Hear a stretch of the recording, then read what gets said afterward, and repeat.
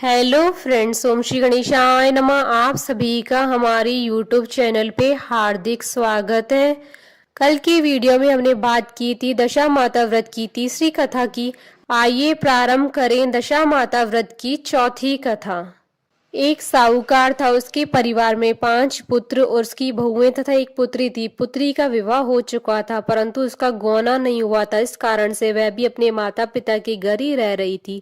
एक दिन साहूकार की पत्नी दशा माता का डोरा ले रही थी। उसकी बहुओं ने भी डोरे लिए। बहुओं ने अपने सास से पूछा, क्या ननद के लिए भी डोरा लेना है? सास ने कहा हाँ। इस पर बहुओं ने कहा कि उनकी तो विदाई होने वाली है, यदि व्रत से पहले ही विदा हो गई तब क्या होगा? सास ने उत्तर दिया, मैं व्रत का सारा सामान साथ में दे दूंगी, वह अपने ससुराल में पूजा कर लेगी। ऐसा ही हुआ। उसके ससुराल से लेने उसका पति आ गया। माँ ने बेटी को विधि पूर्वक विदा किया और उसकी पालकी में पूजा का सब सामान रखवा दिया। लड़की जब अपने ससुराल पहुंची तो उसे घर के आंगन में गलीचा बिछाकर बिठाया गया। आस पड़ोस की महिलाएं नई बहू को देखने आने लगी।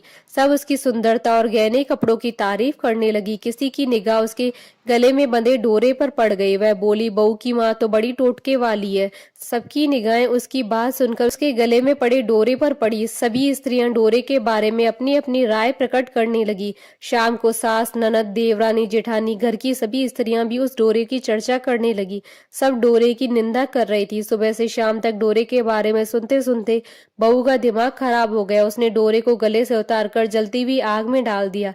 डोरे के जलते ही सारे घर में आग लग गई। घर में रखा सब धन धान्य जल गया। सब आदमी अपने प्राण बचाकर घर से बाहर भागे।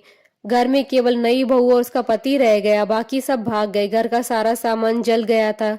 घर में अब न खाने को अन्न था और न ही पहनने के लिए वस्त्र बचे थे, इसलिए दोनों पति पत्नी गांव छोड़कर रोजगार खोजने चल दिए। चलते चलते उसी गांव में पहुंच गए जहां की वह लड़की थी। लड़की ने अपने पति से कहा, तुम यहाँ भाड़ जोको, मैं भी कोई काम ढूंढती हूँ। पत्नी का कहना मानकर वह भाड़ जोकने लगा। वह स्वयं एक कुएं पर जाकर बैठ गई। उस कुएं पर सारे गांव की स्त्रियां पानी भरने आया करती थी। उस लड़की की भाभियां भी उस कुएं पर पानी भरने आई, परंतु उन्होंने अपनी ननद को नहीं पहचाना। वह उनसे बोली, तुम तो किसी भले घर की लड़की मालूम होती हो, कुछ काम करना चाहती हो तो बोलो। लड़की बोली, काम तो करूंगी परंतु कोई नीच काम नहीं करूंगी। बड़ी भाभी बोली, हमारी ननद ससुराल चली गई है, तुम हमारे बच्चों की देखभाल करती रहना और हमारे घर से सीधा लेकर अपना भोजन बना लिया करना। लड़की इस काम के लिए राजी हो गई। लड़की की भाभियां अपने घर आई और सास से बोली, कुएं पर एक अनाथ लड़की बैठी है, वह हमारे घर रहने और बच्चों की देखभाल करने के लिए राजी है, आप कहो तो हमें उसे रख लें। सास ने कहा, खुशी से रख लो, परंतु आपस में कलह मत करना। सब बहुएं राजी हो गई। वे वापस कुएं पर आई, उसे घर ले आई। वह अपने भतीजे और भतीजियों की देखभाल करने लगी और अपना जीवन निर्वाह करने लगी। एक दिन दशा माता का डोरा लेने का अवसर आया। सास के कहने पर सब बहुओं ने डोरा लिया। बहुओं ने सास से पूछा, क्या इस लड़की के लिए भी डोरा लेना है? सास ने कहा हाँ। बहुओं ने कहा, इसी प्रकार आपने ननद जी के लिए भी डोरा ले लिया था, परंतु पूजा से पहले उनकी विदाई हो गई थी। अब इस लड़की को डोरा दिलाना चाहती हूँ, यदि वह पूजा से पहले चली गई तो क्या होगा? सास बोली, तुम्हारी ननद ने अपने घर जाकर पूजा की होगी। यह लड़की पूजा होने तक इसी घर में रहेगी तो अपने आप पूजा में शामिल हो जाएगी। यदि कहीं चली गई तो वह वहां पर भी पूजा कर लेगी। सर्वसम्मति से लड़की ने दशा माता का डोरा ले लिया। 9 दिन तक वह दशा माता की कहानी तथा व्रत पूजन में शामिल होती रही। 10वें दिन लड़की की माता व बहुओं ने सर से स्नान किया और घर में चौका लगाया तथा पूजन तैयारी करने लगी। लड़की बहुओं से बोली, यदि कोई पुराना कपड़ा मिल जाए तो स्नान कर लूं। बहुओं ने अपनी सास से पूछकर ननद की साड़ी उस लड़की को दे दी। अपनी पुरानी साड़ी लेकर वह स्नान करने चली गई। उसने सर से स्नान करके साड़ी पहनी और घर आ गई। घर पर पूजा आरंभ हो गई। वह जैसे ही पूजा के पास आकर बैठी तो बहुओं ने कहा, यह तो हमारी ननद जैसी लग रही है। इस पर सास ने नाराज होकर कहा, तुम्हारे मन में जो आता है बोलती रहती हो, पूजा के समय भी चुपचाप नहीं बैठा जाता है।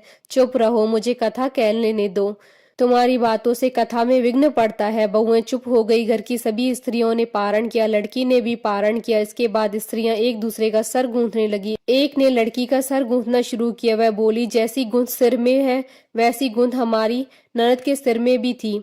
सास नाराज होकर बोली, तुम मेरी बेटी की तुलना से क्यों कर रही हो। सास ने बहू को डांट दिया, परंतु उसकी बात मन में ही घर कर गई। उसने लड़की से कहा, आज रात में मेरे पास सोना। रात को जब बहुएं सो गई तो उसने लड़की से पूछा, तुम्हारे पियर में कभी कोई था। उसने जवाब दिया, मेरे 5 भाई और भाभियां थी, तुम जैसे माता पिता थे।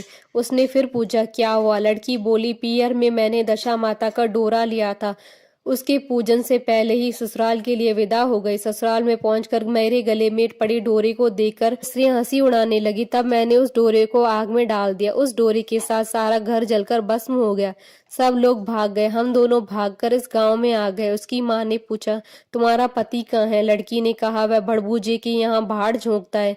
दशा माता के प्रकोप से हमारी ये हालत हो गई है। वह समझ गई कि यह लड़की कोई और नहीं, उसकी ही बेटी है। तब उसने अपने 5 बेटों को बुलाकर कहा, ये तुम्हारी छोटी बहन है। सवेरा होते ही माता के कहने पर 5 भाई भड़बूजे के यहाँ से अपने बहनोई को लेकर आए। उन्होंने उसको स्नान कराया, उत्तम वस्त्र पहनने को दिए। कपड़े पहनकर वह सुंदर साहूकार दिखाई देने लगा। वह कुछ दिन ससुराल रहकर अपने घर चला गया। घर पहुंचकर उसने देखा कि सब लोग पहले की तरह सुखपूर्वक रह रहे हैं। इसके बाद वह अपने ससुराल आया और अपनी पत्नी को विदा कर ले गया। वह अपनी दशा पर विचार करती हुई जा रही थी। मार्ग में एक नदी पड़ी। उस नदी में स्नान करके अप्सराएं दशा माता का डोरा ले रही थी।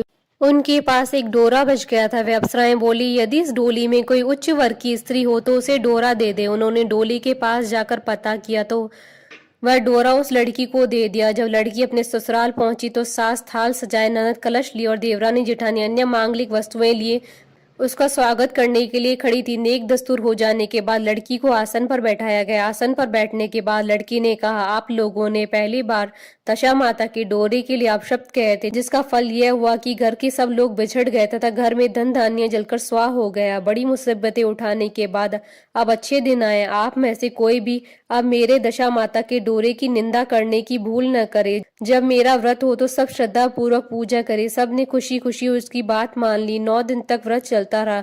10वें दिन विधि पूर्वक डोरे की पूजा की गई। 7 सुहागनों को न्योता दिया गया, उनका श्रृंगार करके आंचल भरा गया। इस प्रकार दशा माता का पूजन समाप्त हुआ। जिस प्रकार दशा माता ने उस लड़की के दिन फेरे, वैसे ही सब पर दया करी। बोलिए दशा माता की जय। आशा करती हूँ कि आपको दशा माता व्रत की चौथी कथा का ये वीडियो पसंद आया होगा, तो आप इस वीडियो को अधिक से अधिक लाइक और शेयर कीजिएगा ताकि सभी भक्तों को इस वीडियो का लाभ प्राप्त हो सके। आप हमारे चैनल को सब्सक्राइब जरूर कीजिएगा अगर अब तक नहीं किया है तो, ताकि आप और हम कनेक्टेड रहें। साथ ही प्रेस करना ना भूलिएगा बेल आइकन को, जिससे नए वीडियो से रिलेटेड नोटिफिकेशन आपको तुरंत प्राप्त हो सके। ओम श्री गणेशाय नमः।